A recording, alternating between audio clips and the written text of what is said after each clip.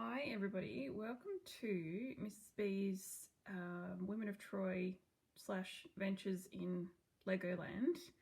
I'm going to take you through the plot of Women of Troy today, just to try and demystify some of the play itself, because some people struggle to get their heads around it.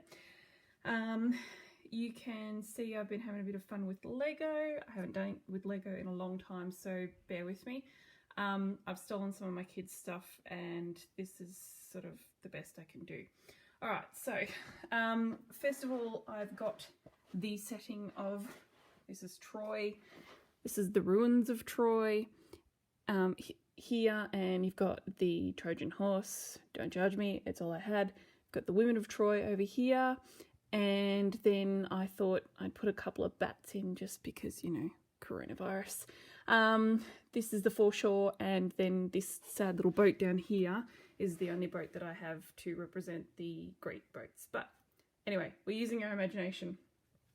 Okay, so to get started, we need to talk about some of the characters in this play so that you understand who they are, so I don't have to keep stopping and kind of filling that detail in.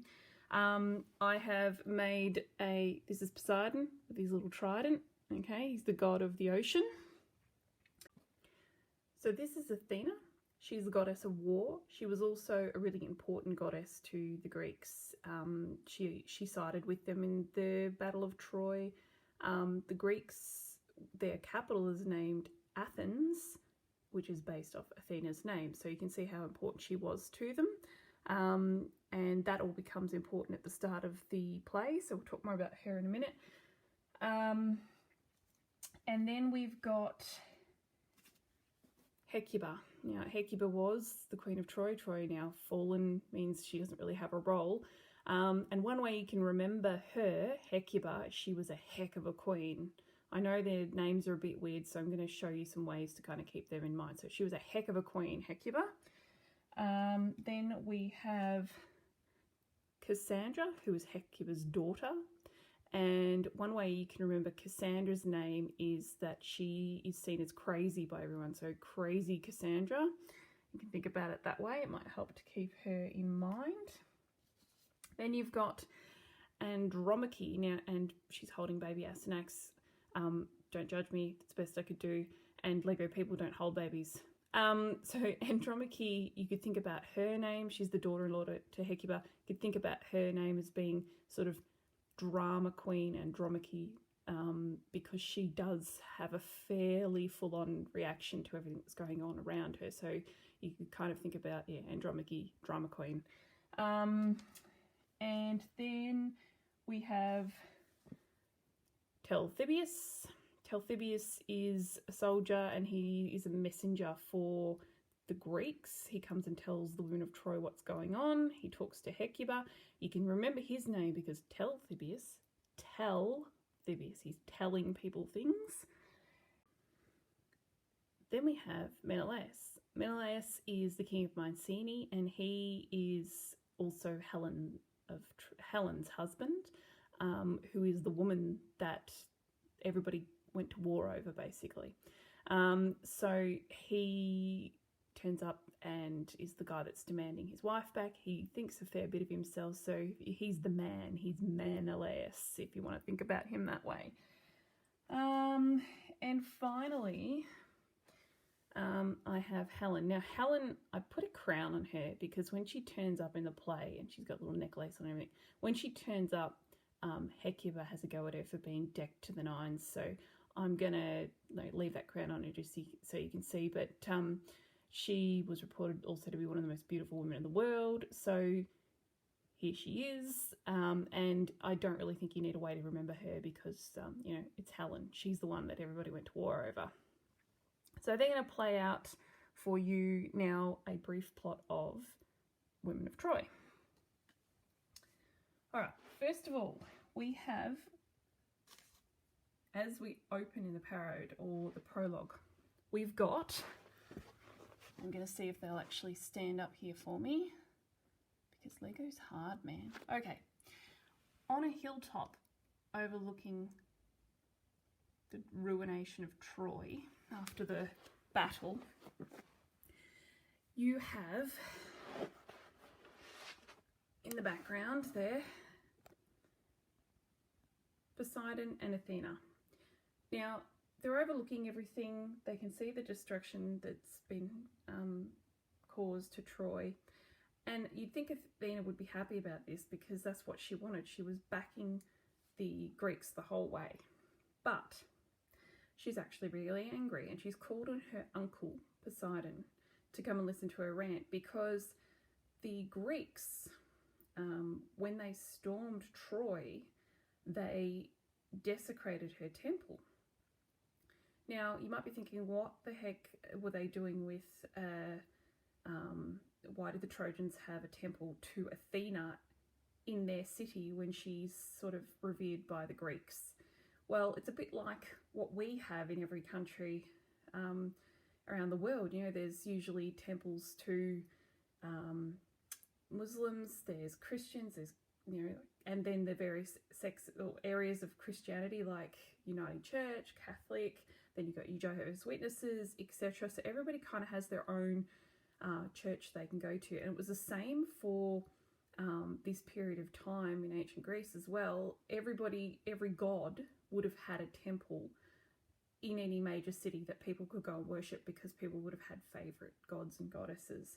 So they had a temple to Athena in Troy, and she was pissed. She's like, okay, I'll help you take down Troy, but my house, my temple's in there, and the Greeks basically trampled on it. It's like saying to someone, hey, you can use my holiday home to hang out, and they trash it and walk away. So she is very angry about that, and she says to her uncle, I really want to hurt these guys. I really want to bring them down. So can you help me to do this? And Poseidon's like, sure, I got nothing better to do. I was just going to go for a swim later, so I can, you know, drown all the ships on their way back home if you want. And she's like, yeah, that's exactly what I want to have happen. Are you going to help me? And they make that pact. So we as the audience, before we even get stuck into the play, we actually know how it's going to turn out.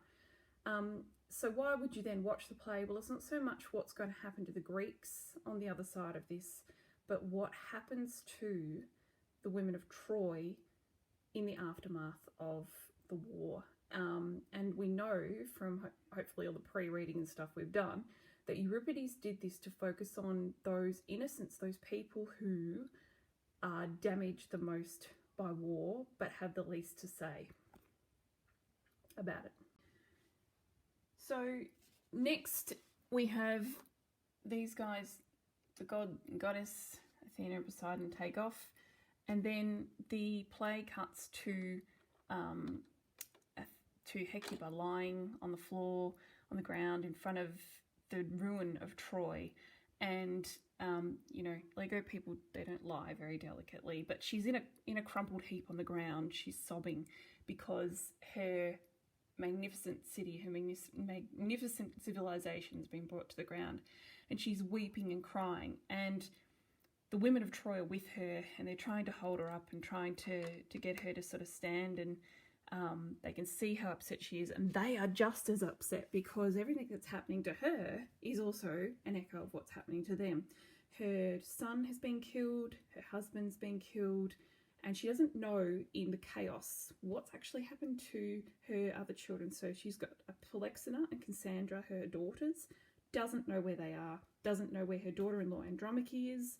And she's also now talking to the women of Troy. They're saying, what's going to become of us? We know that we're going to go off and probably be slaves, because that's usually what happened to the other side of the war. They, you know, people divided and taken off to be slaves. So they all are in the middle of this grief about all the men that they've lost, and then they also are now thinking about, well, what's to become of them, because they have no control over the situation. So the chorus tells Hecuba that they actually saw her daughter Cassandra being dragged off by the Greeks, and Hecuba cries about that and says, you know, what will become of us? What will happen to us?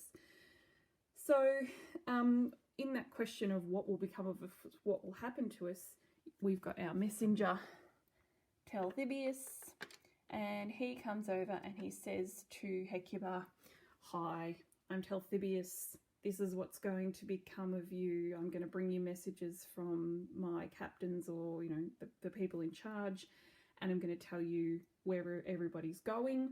And in that conversation, Hecuba learns that she's going off with Odysseus, and Odysseus is like her most hated enemy.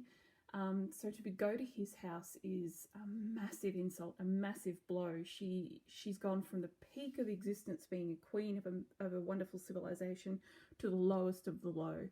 And she says, you know, I've lived in finery my whole life, and now I'm going to end my days basically scrubbing floors in rags. And that's pretty much what, you know, what will happen. And so she also asks about what will become of her daughter Polyxena, and Cassandra. Talthybius says to her, don't worry about Polyxena, her troubles are over.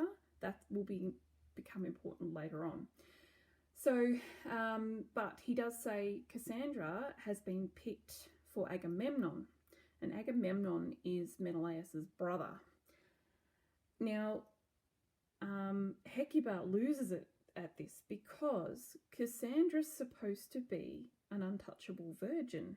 She was anointed by the god Apollo, who is the god of foresight, so seeing into the future. She was given the gift of seeing into the future, and so she was supposed to remain pure and his kind of priestess.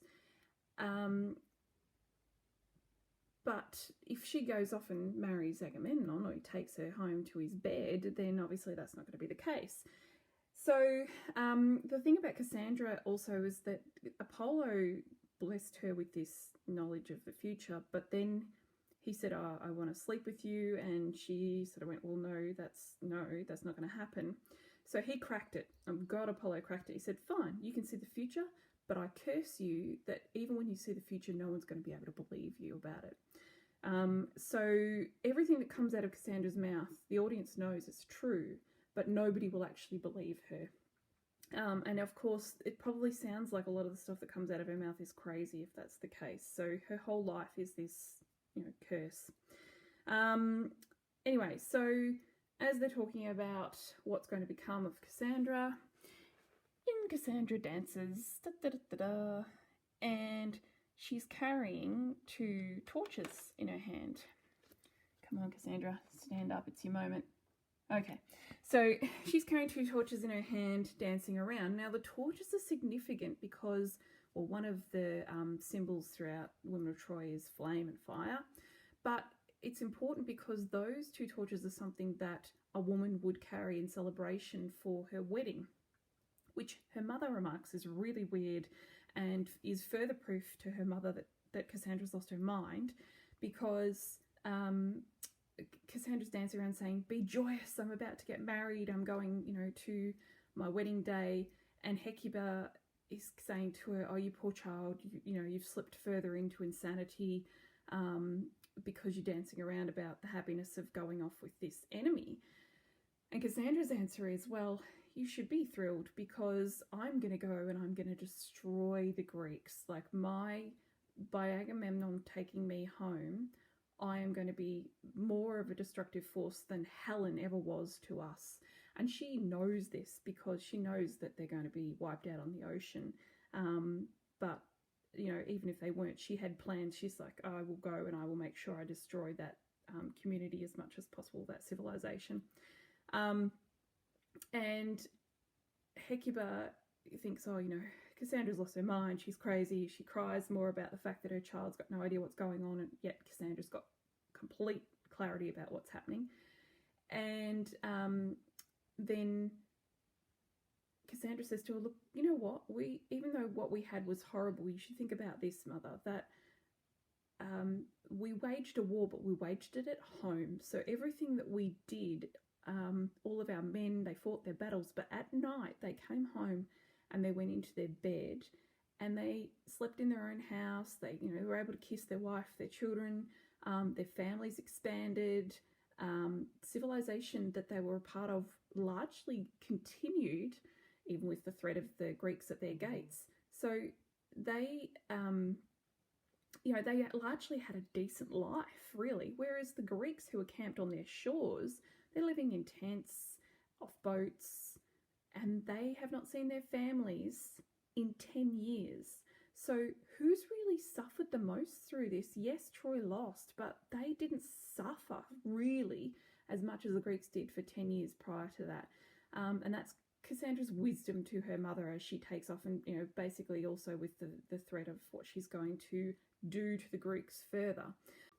Once Cassandra has told her mother about what's going to happen and that she shouldn't be upset, then Cassandra is basically whisked or danced off to the Greek ships with Talthybius. He's like, follow me, and I'm taking you away. So that's the last that Hecuba sees of her daughter. So then there's more crying and more lamenting from the chorus and from Hecuba about what is to become of their children, what is to become of themselves. And often you'll see Hecuba say, the lucky ones are dead, the lucky ones are dead, because their suffering is ended. Ours is going to continue on. And it really continues to raise this question of who is actually suffering the most at war. So while that discussion's happening with the chorus and with Hecuba, in comes Andromache. Now, Andromache, it says she's brought in on the back of a cart where the spoils of war are stacked high, and she comes in on that. That is my cart. Ta-da! They wouldn't have had obviously big wheels like that, but mine does. And yes, I know the poor horse is inordinately small, but whatever. So Andromache gets dragged in on the cart, and she's part of the goods that the enemy has gathered to themselves. Like, here's something we just picked up as with the golden jewels. So no value of life kind of thing. Okay, so then Hecuba and Andromache kind of have this moment where they go back and forth about how upset they are. And you see in the play, it's actually, they go one line and then another and then another line and then another. And it's the pace of that back and forth which causes kind of an idea for the audience about how chaotic their thoughts are and how scattered they are by what's happening to them. Hecuba says, my son Hector is gone. The city is lost. All is terrible. And as Hecuba and Andromache are talking about how much they've lost, it comes up in the discussion. Andromache says to her mother-in-law, I've got worse news to tell you. And Hecuba says, of course you do. There's no end to this suffering. What next can you tell me? Andromache says, I saw your daughter Polyxena murdered at Achilles' tomb. Achilles was the great hero for the Greeks, and he was killed in battle. So he's dead, and the Greeks have taken out their revenge by killing off one of the princesses, Polyxena, of Troy, to lay like a sacrificial lamb, I suppose, at his tomb. So when Talthybius said, don't worry about Polyxena, her troubles are over, there's the reason why, because she's dead, and she is, as Hecuba said earlier, her troubles are gone. They've passed because she's dead. And obviously having that confirmed for Hecuba, though, is tragic, and she carries on and cries, and there's lots more lamenting. And Andromache highlights the idea of those that are dead being lucky by continuing to talk about how the women that are left, the people that are left over from a war, have to live with the fallout of this much longer than those that actually wage it. So they're the ones that lives become dramatically altered and they go into slavery.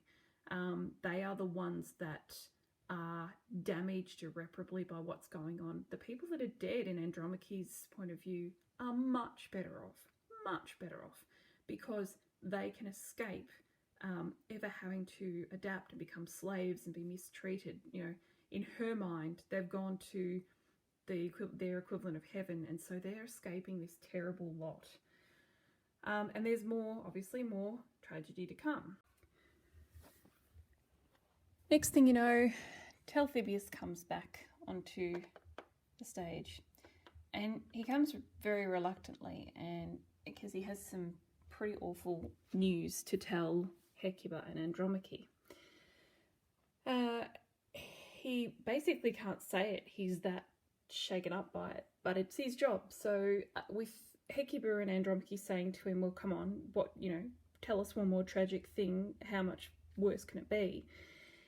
He reluctantly informs them that baby Astyanax, who Andromache is holding, is going to be killed because the Greek council decided that should he live to grow up, he's a potential revenge for revenge against the Greeks waiting to happen. And, obviously absolute devastation for Hecuba and Andromache, that one's grandson, one's child is being put to death just because he happened to be a prince of Troy. And he's only a little baby. And there's a lot of attention in the play about how innocent he is and how he's been nursed by everybody and loved, and he's only an innocent little baby. And this is like the peak of horrific things that are happening in Women of Troy. And it's also an example of this, once again, being a representation not only of what's happening to Hecuba and Andromache, who are part of the royal family of Troy, but it's things that would be happening or would have happened already to the women that are waiting for their fate over here, waiting to see what will happen to them. So, absolute devastation, and they say, how's it going to happen? Telthibes says they're going to throw him from the battlements of Troy. They're basically just going to toss him to the ground. And we're deliberately told that for the impact, because, it makes us think about what actually has to happen and that somebody has to carry that out. And even Telthibes himself says, I hope it's not me because I don't have the guts to do it. I couldn't do that. Nevertheless, he's only the messenger, as we've talked about. So he has to carry out what his better, higher up people are telling him to do. Anyway, so he takes the baby. He basically pulls the baby out of Andromache's hands, and off he goes and takes him to do what he needs to do. Meanwhile, Andromache has been, her lot in life as a slave is to now go off and be in the household of Achilles' son. So there's where she's got to go. And once she is separated from Astyanax, and obviously her grief reaches a new peak, she's inconsolable, but she has to be dragged off as well. She's got to go now, got to go to the ship. So she doesn't even get a chance to hold her dead child or to find out how he's buried or anything like that, which is an extra layer of grief and tragedy, because the closure on that is just as important as knowing that he's going to die. She really wants to be the one to bury him, and that's not going to happen. So she's dragged off to the boats. The chorus, once again, talks about how awful it is and how Troy's been razed to the ground, how the gods have forsaken them, and that's quite, as I said earlier, that's quite often, the call out to the gods and how the gods ignore them and their suffering. So Andromache's been dragged off, and Telthibes has gone off, and in their place comes Menelaus, strutting in. He's just won the war. He's a big man, look at me, I'm amazing. He turns up and says, now it's my chance to get my hands on my wife, like he's extremely entitled to. And Hecuba says, okay, she's not here, I don't know where she is, but do you mean to kill her when you find her, or are you just going to forgive her? And Menelaus looks at Hecuba, she's sort of a bug under his foot really, because she's the conquered queen. And he says, look, I don't know what I'm going to do, but I'm going to see her first, and then I'll make her suffer for what she's done. So next thing you know, the guards drag in Helen. Here she comes, and she, as I mentioned earlier, she's all dressed up to the nines. Like, Hecuba's sitting in rags, but Helen, she's got all the fancy dress on and all the jewelry. And Hecuba says, Menelaus, you need to not let her speak too much because she's going to twist your ear and you're going to forgive her. And Menelaus says, oh, I don't know about that. But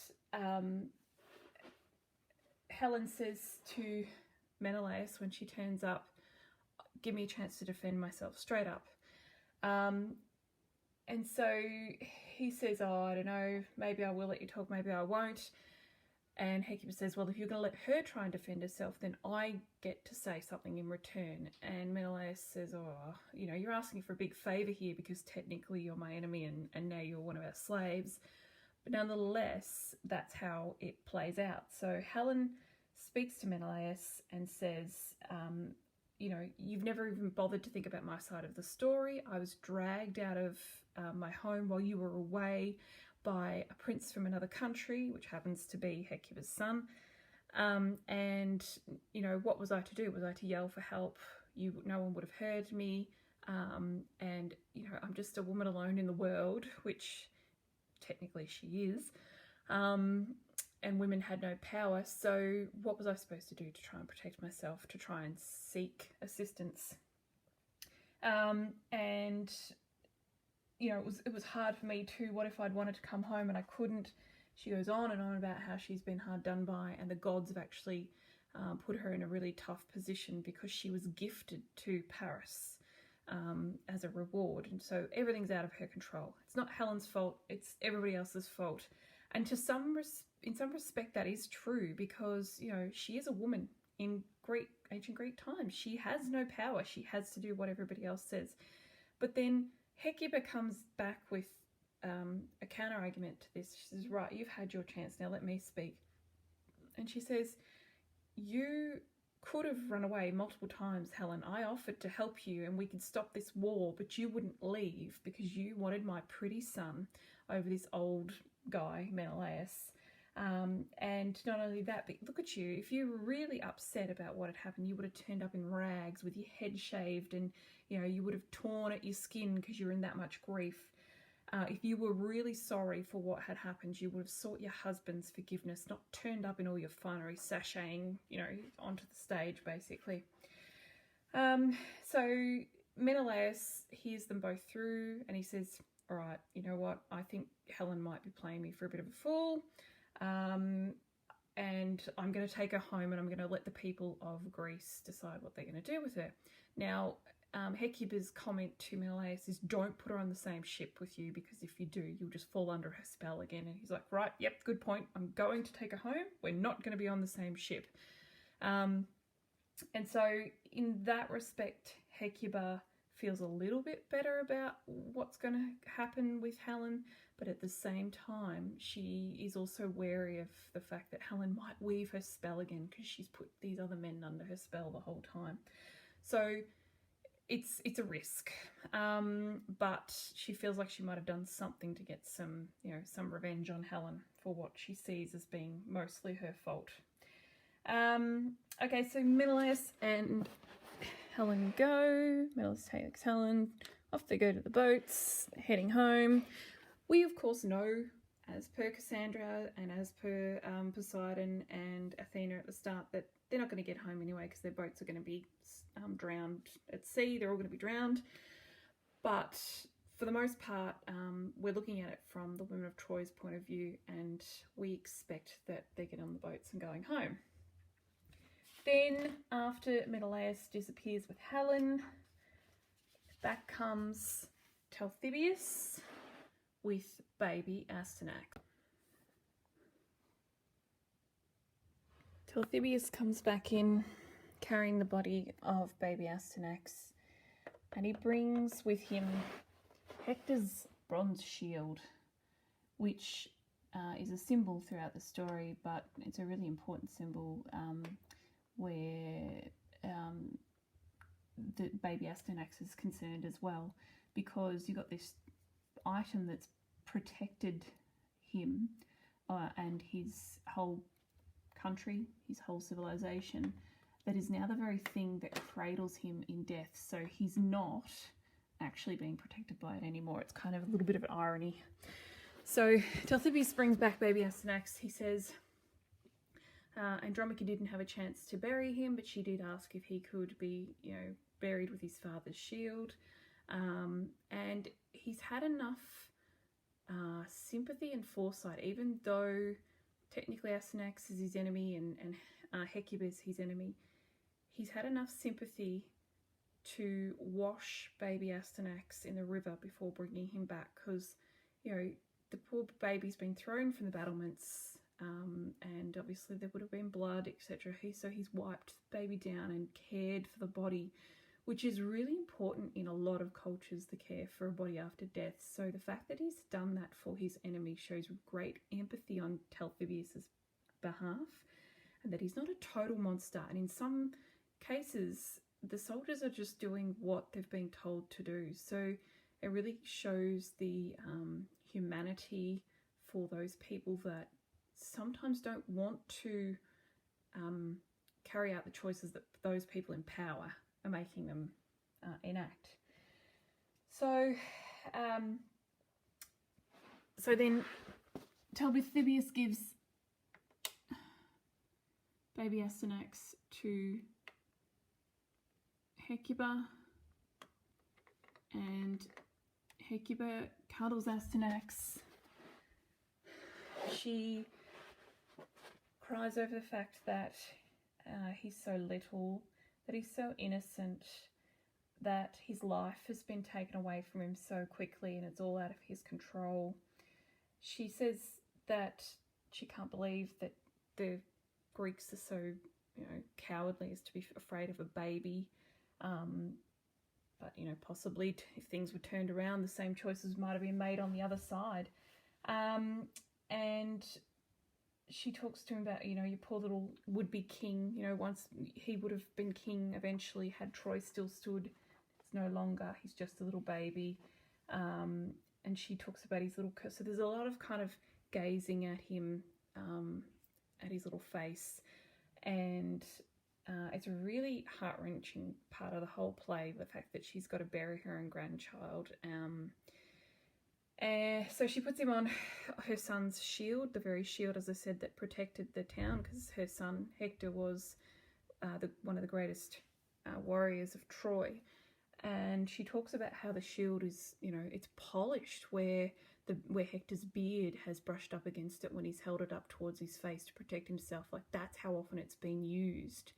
And now the fact that it's being used as a way to bury baby Astyanax is just a mockery of what it stood for. So she puts him in on the shield and buries him. She wraps him in a little cloth that she says, if you had have been able to grow up to your full potential, you would have worn this as a cloak on your wedding day. She puts some flowers on him. They do their best to give him burial rites in the circumstances that they've got. And it's almost like a saying goodbye to Troy as well in this case, because he is the last of his line. None of the others are going to survive. If he had have, there might have been some hope for Troy, but this is it. Like, Troy now, as it was, and its monarchy is gone. So she pops baby Astyanax on the shield and they bury him. And then the women of Troy also helped to do this, because, it would have been women's job, and to say a few words of farewell. So once all that's come to pass, you can imagine that they are in the depths of despair. Their one true, last little seed of hope has gone. Everybody's been dragged off and divvied up to different boats and to their new masters. And so Hecuba continues to cry and to lament what's happened. Talthybius says, okay, now it pretty much is time for you to go and join your master Odysseus, and you need to now to leave because all the commanders of the city are leaving, and actually we're going to burn Troy to the ground as we go. And Hecuba watches as the Greeks set fire to the flame's going to stand there. Come on, flames, you can do it. Sets fire to, this is the best I could do for flames, guys, don't judge me, all of Troy, and it starts to burn to the ground around her. I don't know. There's a good spot. Yep. Oh, you get the point. It flames. The whole place is starting to burn to the ground. And in a fit of chaos and devastation, Hecuba's like, you know what, I've got nothing to live for. Why wouldn't I just burn myself to the ground along with it? So she actually makes a run for the flames and is captured by Talthybius and the guards, where they're, saying, oh, you poor woman, you've basically gone mad with grief, but you can't throw yourself into the flames and make this your funeral pyre. So we're going to, and she's an old lady, so she can't fight back. So they grab her and they basically overpower her and take her off to the boats. And her last, and indeed all the women, the same thing, the last view that they have of their home is one of it burning to the ground as they go off to all the ships and to their various masters. So all the women go, and that's it. All you see after that is the ruins of Troy burning to the ground. You can imagine the smoke, and that's, like the last solid thing in their life has now burned to ashes, or is in the process of burning to ashes, as they're carted off to their life of slavery, in which we know they're not going to make it to anyway because they're going to be drowned by Poseidon.